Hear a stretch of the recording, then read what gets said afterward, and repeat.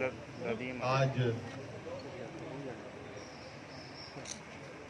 उप राजधानी झारखंड के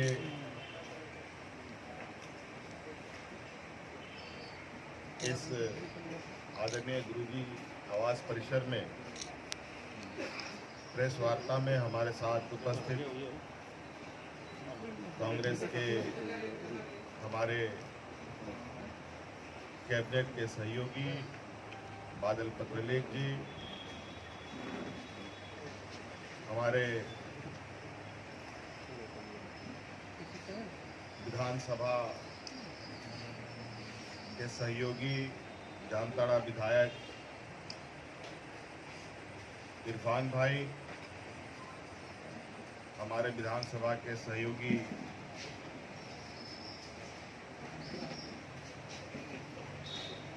हमारी महागमा विधायक दीपिका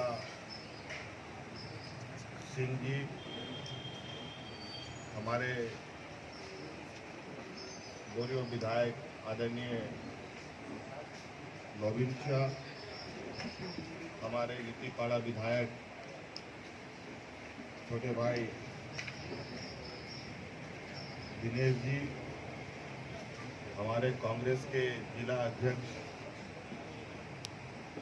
बड़े भाई श्याम जी और हम लोगों के अभिभावक आदरणीय विजय सिंह जी और यहाँ उपस्थित आप सभी पत्रकार मित्रों को आज इस पत्रकार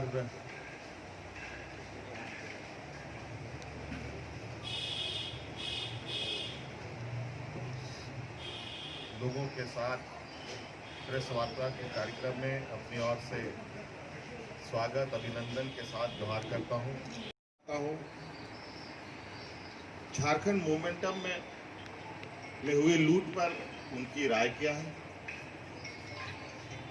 जेल में बंद छोटे छोटे मुकदमे में यहाँ के आदिवासी दलित पिछड़ों के विषय में उनकी क्या राय है?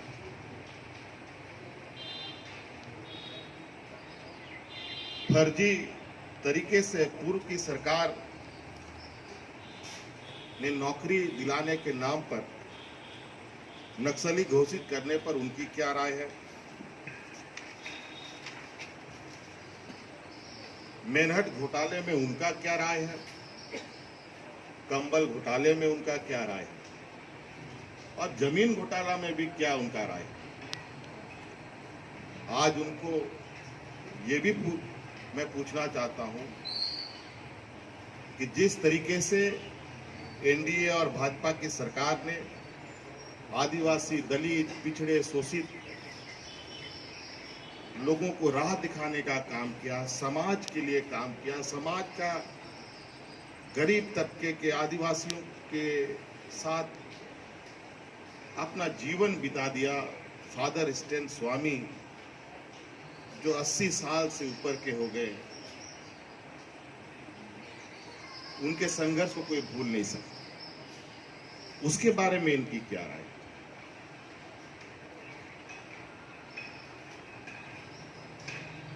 आज फादर स्टैन स्वामी कई बीमारियों से ग्रसित हैं।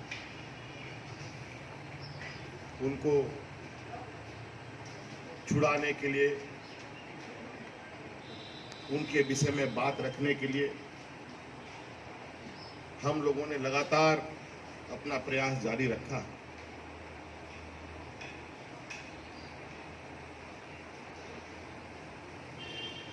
आज झारखंड जैसे पिछड़े प्रदेश में, जहां आदिवासी दलित पिछड़ा बहुल क्षेत्र है, वहां पर कई ऐसे समाज सेवी लोगों ने काम किया जिनके वजह से आज यहाँ के आदिवासियों में, यहाँ के दलितों में, यहाँ के अल्पसंख्यकों में, यहाँ के गरीबों में, किसानों में एक जागरूकता देखने को मिलता है। आज ये लोग सब सरकार की गलत नीतियों के खिलाफ अपनी आवाज उठाते हैं तो उनको जेल में ठूस दिया जाता है, चाहे वो नौजवान छात्र हो, चाहे छात्राएं हो, चाहे वृद्ध महिला हो, चाहे वृद्ध पुरुष हो।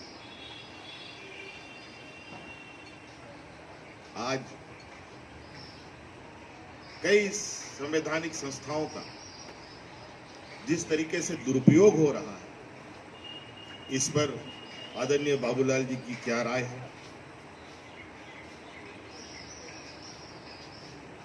आप जानते हैं, झारखंड प्रदेश खनिज संपदाओं से भरपूर ये राज्य, आदिवासियों के पहाड़, जंगलों में, नदियों में, गांव में, खलिहानों से ये कोयला निकलता है।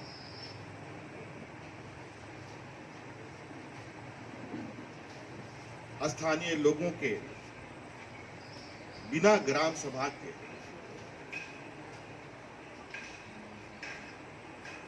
केंद्र सरकार की एक तरफा निर्णय के साथ आप कैसे खड़े हो सकते? हम तो इसका विरोध कर रहे हैं और विरोध करते भी रहेंगे। बाबूलाल जी वरिष्ठ नेता हैं, आप अपनी स्थिति स्पष्ट करें।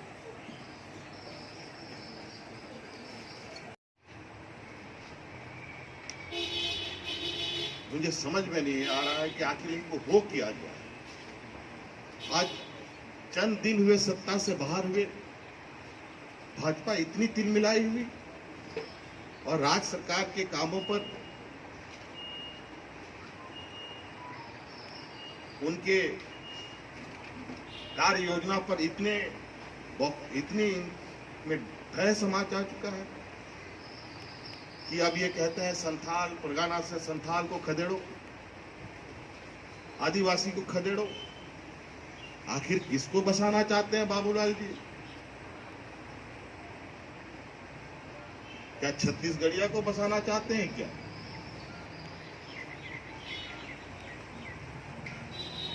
आदिवासी राज्य में आदिवासी को खदेड़ते? आखिर आपको हो क्या? 2 महीने में इतनी बड़ी बदलाव, मुझे लगता है किसी चीज का रंग भी इतना तेजी से नहीं बदलता होगा जितनी तेजी से हमारे आदरणीय बाबूलाल जी ने रंग बदला है। अब लोग कैसे इनकी बातों पर विश्वास करेंगे? मैंने कल भी कहा था, लोगों को अपनी बातें रखने का अधिकार है लोकतंत्र में, लेकिन लोगों को गुमराह करने का अधिकार है।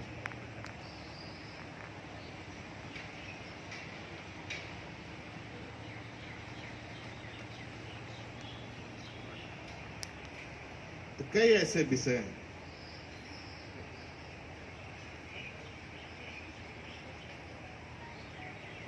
आज मैं इस छोटे से समय के में, जो अभी हम लोग कोरोना में, तो जो स्थिति आपकी रही है वो आप लोग भी पता है, आप लोग भी परेशान हैं अपनी आमदनी को लेकर। सरकार को तो परेशानी थी ही, और ले दे करके केंद्र सरकार ने भी परेशानी बढ़ाने का कोई कसर नहीं छोड़ा।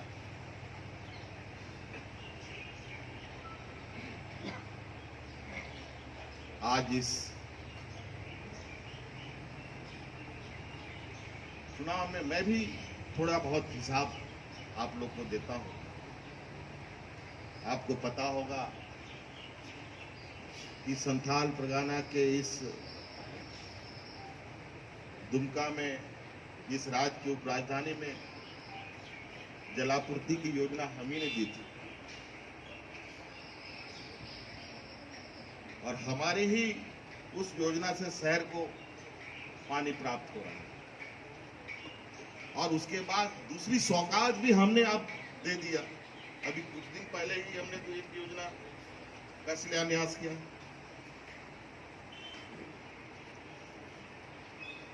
क्यों 5 साल में ये योजना नहीं इन लोग ये दे पाए? अभी कोरोना संक्रमण में बिरसा हरित ग्राम योजना के तहत ग्रामीण क्षेत्रों में गैर मुजरा जमीन पर फलदार वृक्ष लगाकर लोगों को मदद पहुंचाने का हम लोगों ने काम किया है बड़े पैमाने पर। आपको मालूम होगा कि हमारी सरकार इस राज्य में अलग अलग समाज के जो प्रमुख वर्ग हैं, एसटी, एससी, ओबीसी, इनके आरक्षण में भी बदलाव करने का हम लोगों ने निर्णय लिया है। जो 14% का आरक्षण ओबीसी का था, 27% देने का हम लोगों ने निर्णय लिया है। एसटी का जो 26% है उसको 28% करने का निर्णय लिया है। एससी जो 12% देने का हम लोगों ने निर्णय लिया है। 12 को कितना? पता है कि इस राज्य में तो चुनाव हो रहे हैं। एक दुमका उप राजधानी में चुनाव हो रहा है, दूसरा बोकारो जिले के बेरमो विधानसभा में चुनाव हो रहा है, और दोनों ही जगह हमारे गठबंधन के प्रत्याशी खड़े हैं और लगातार परस्पर एक दूसरे को सहयोग करते हुए आज इस चुनावी समर में लोगों तक अपनी संदेश पहुंचा रहे हैं। हमारे प्रतिद्वंदी भी मैदान में विचरण करने में लगे हैं, वो भी अपना पसीना बहा रहे हैं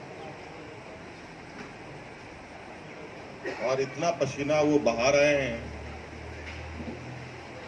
कि कभी कभी मुझे उन लोगों पर चिंता होने लगती है कि आखिर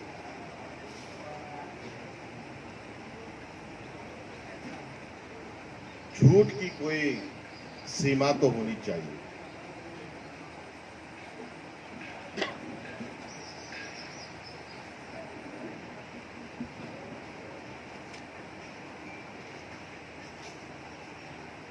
लोग दल बदलते हैं, चुनाव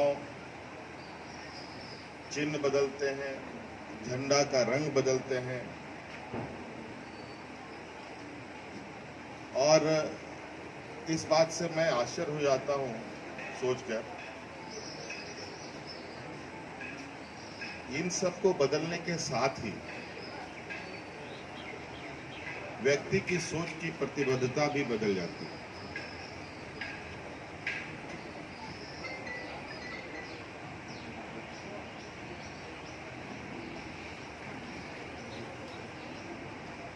हमारे मुख्य विपक्ष के रूप में भारतीय जनता पार्टी के लोग खड़े हैं और कुछ लोगों को योजनाबद्ध तरीके से निर्दलीय रूप में भी खड़ा कर रखा है, ताकि एन केन प्रकारेण वोट का बिखराव करे। और सही पूछे कि बहुत ऐसे प्रत्याशी खड़े भी हैं मैदान में, इनसे पूछिएगा तो पता चलेगा आपको अंदर खाने कि उनको सुनियोजित तरीके से खड़ा किया गया। खैर कोई बात नहीं, लोकतंत्र है। छल, प्रपंच, श्याम, दंग, भेद, सारी चीजें का उपयोग किया जाता है।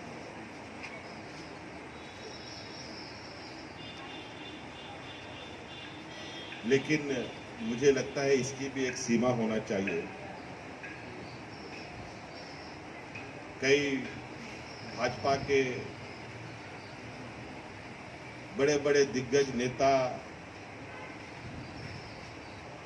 मध्यवर्गीय नेता, मझोले नेता, छोटे नेता, बड़े नेता सभी घूम रहे हैं और इनमें से कुछ लोग बहुत आप लोगों की भी प्रिय हैं, जिनकी खबरों को आप बहुत प्रमुखता से छापते भी हैं, जिनमें से कुछ केंद्र के मंत्री भी हैं, कैबिनेट के मंत्री भी हैं, कुछ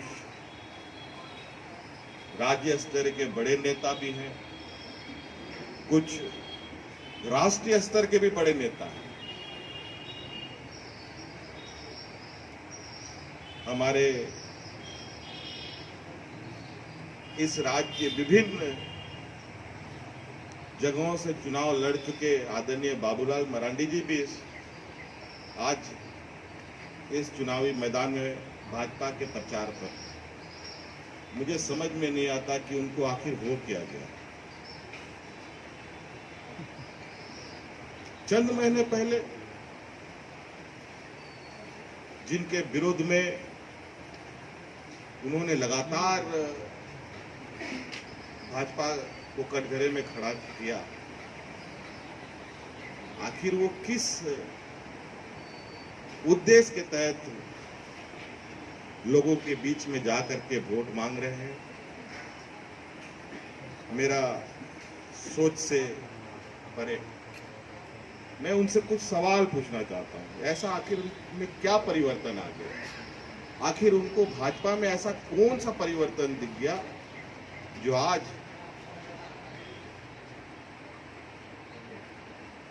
भाजपा के प्रत्याशी के पक्ष में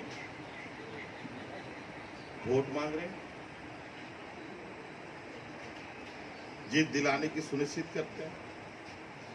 मैं उनसे पूछना चाहता हूं, CNT SPT पर उनकी क्या राय है?